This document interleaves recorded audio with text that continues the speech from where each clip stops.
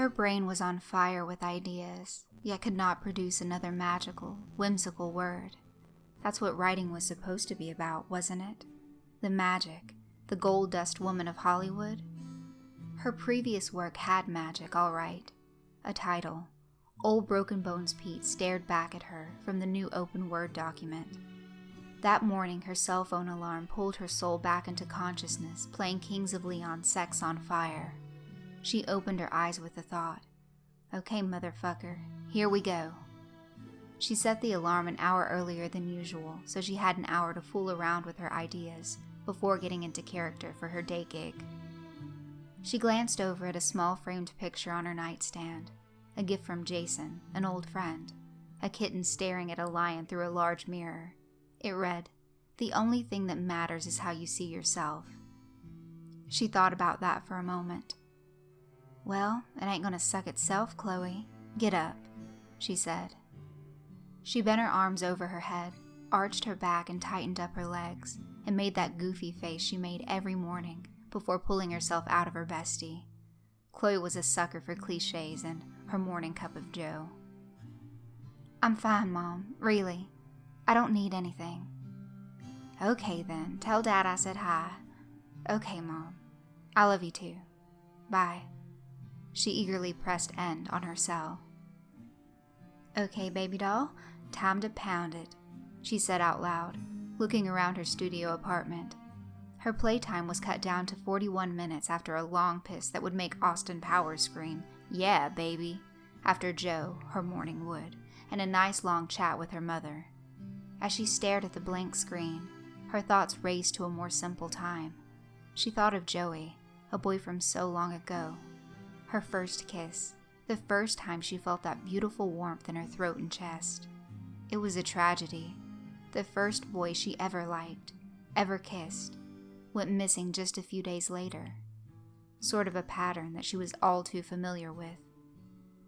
Chloe sipped her morning wood. A title came to mind. She quickly typed it out. Chloe discovered the world of online horror fiction a little over a year ago. She had written a few mediocre stories that were accepted by the bureaucrats that run the site with catchy names like Not That Guy and Mullethead 85. Her latest story, Gimme Shelter, was gaining in popularity. A well-known narrator on YouTube took a chance on her story. It got over 175,000 views within a week, as did most of his narrations. Chloe's story was special. To think, all she did was recount her childhood growing up a human sacrifice to Satan in waiting. Fans of this work craved more of her haunting stories. This story is too horrifying to be real, many thought. Once a girl in rags who slept in a cage to the hip 27-year-old who lived her life one day at a time, with a hell of a fruit-filled center waiting to be penned out. "Shit!" she shouted, glancing at the rustic wall clock which read 7:23. She tapped her pen on her cubicle desk to the beat of Jet's "Are You Gonna Be My Girl?" as she hummed on the guitar. She liked to imagine that this song was written about her. She definitely had the attitude and looks, not to mention the goddess complex confidence needed to be that girl. The 5 o'clock day was still in its infancy. Her career as the next Stephen King would need to wait until 5:30 that evening. Old Broken Bones Pete, she thought, echoes of dead old memories still pounding in her head. "Hey, Chickie," she heard over her shoulder, turning back. She knew it was her buddy Alice just checking in. "What up, Mama?" she answered, tilting her head, hinting at her fatigue. "Hey, hun, I'm going to Cool Arrows tonight to watch Full Tilt. You in?" Alice looked at Chloe with her puppy dog eyes. I don't know. I was gonna stay home and write some more," she said with a dash of boredom in her voice. "Oh, come on, go with me, please. I'll be your best friend," Alice said with a childlike melody. "Oh, whatever, mofo. You'll be my best friend? I'm your only friend, sunshine," Chloe said. "I'm the wind beneath your wings, the peanut butter in your jelly." "The rock in my shoe?" Alice interrupted. Chloe smiled. "Nice. You need to get out, son. You need to get laid." Alice grabbed onto Chloe's hips and moaned as she mock-humped her leg.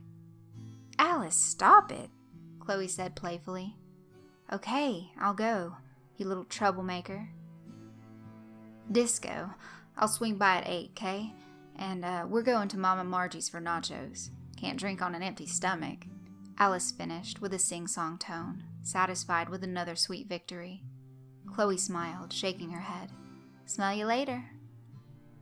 Alice was the only friend who was crazier than she was.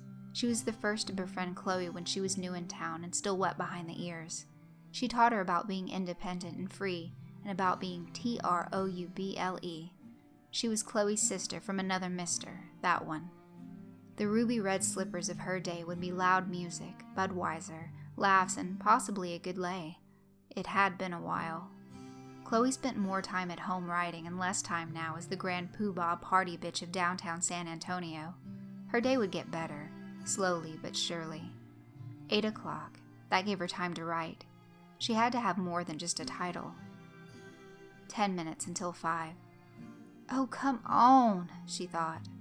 Chloe looked back and forth from her cell to her computer screen to the mundane view of the rest of the cubicles, which contained others doing the same damn thing. Her text message tone blasted. She's a brick house. Expecting it to be Alice, she checked. Jason? She asked herself. Jason was an old boyfriend from back home in Little. The two met under strange circumstances. Paradise wouldn't last forever, though. 2 years later, and Jason moving on to the lucrative world of hunting the paranormal, they remained friends. She hadn't heard from him in 3 months, though. Jason. Hey, Chloe. Sorry I haven't been in touch. Life's crazy as always. More so lately. Can we meet? Chloe. Hey yourself. Where the fuck have you been? Yeah, out of work in 5. My place. See you. Jason. Okay, I'll be there around 6. Some things I need to tell you. I owe you a drink or 2. Chloe. 'Kay, see you then. Oh, Mom, you'll never guess who texted me today. Yeah, Jason. He's coming over in a few. Said he has something to tell me. I don't know. Really? I don't know. No, doubt it. He's busy doing his own thing for all that. Besides, he would have me. Thanks, Mom. You're supposed to say that. Okay, well, I gotta go drop a deuce. Speaking of, give Dad my love and... Huh? I know, sorry. I love you too. Bye. Chloe tossed her cell on her bed and shimmied over to the bathroom. Normally, she brought her friend with her to the baño, but this time she needed a moment to think. He had been there 1,000,000 times before. For some reason, though, she felt the need to tidy up a little. She played Muse over the loudspeaker from her iPod instead of her cell so she wouldn't be interrupted every time someone called or texted. Chloe knew she was a more efficient writer when life chewed her up and swallowed her whole, when she felt like hammered shit, had a bad day. Instead of drowning in Crown Royal, floating, losing her self-worth somewhere in the abyss, she wrote. She was also getting better each time. The days of drinking herself into a stupor were nearly over. It was the same old song and dance. Knock, knock, knock, knock, knock. Knock, knock, said the door. Chloe walked in haste, yet trying to remain cool as she opened the door. What up? Chloe asked the tall, white guy standing in her door. Jason smiled. Oh, Captain, my Captain. Come here. They went in for the hug. Chloe immediately punched him in the arm. You shit. You don't call, you don't write. I thought you went ghost or something. Ah, get it? Ghost? She pointed her gun-shaped fingers at Jason. Nah, just been busy, you know. How's the lady and the tramp? And by tramp, I do mean Alice. He matched wits. She's good. Good at being a pain in my ass. She's coming over later. We're going to Cool Arrows. Want a tag? Chloe invited him. With that walking nightmare? No thanks. I'll pass. I didn't know you were going out. Sorry, Jason said, a hint of disappointment in his voice. Yeah, sorry, dude. If I knew I'd be seeing you tonight, I wouldn't have agreed to go out with the mouth of the South. You know what? I'm gonna cancel. Chloe resolved. No, you go out. Have some fun. You look like you could use it. Yeah, but the main reason I agreed to go out was so I can get some. I don't need to go out for that, do I? Chloe stared into Jason's eyes as she touched his muscular chest, something familiar to her. She missed him in that way sometimes on those lonely nights and fantasized about the next time she saw him. She would seize the opportunity. No, you don't. Jason shook his head, wrapping his arms around her waist, then gripping her ass with both hands. So, what did you want to talk to me about? Chloe asked Jason as she lay on the right side of his chest, listening to his heartbeat finally slowing down. Yeah, that. Well, first off, it wasn't my plan to do this, although I'd be crazy to pass the chance up, he said. They both smiled.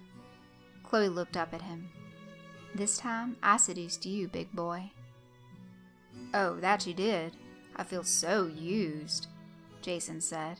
He let out a slight ow as Chloe pinched his left nipple with her right hand. Really, though, what is it? She gave him her full attention. Jason sighed deep. I've been having dreams lately. About Joey. He knew Joey was a touchy subject for Chloe in the past. Really? Me too, she said, surprised. I knew there had to be a reason for it. I think he's trying to tell us something. Oh, I know he is, Jason exclaimed. Chloe sat up next to him. What? She asked. Jason sat up as well. He's been telling me you're in some kind of trouble. Something about talking to your mother on the phone. Well, nothing that I know of is wrong. I talk to her almost every day on the phone. Jason raised his eyebrow and tilted his head, staring at Chloe in horror. Hey, your mother is dead, Chloe. She died when you were a baby. Both your parents are dead.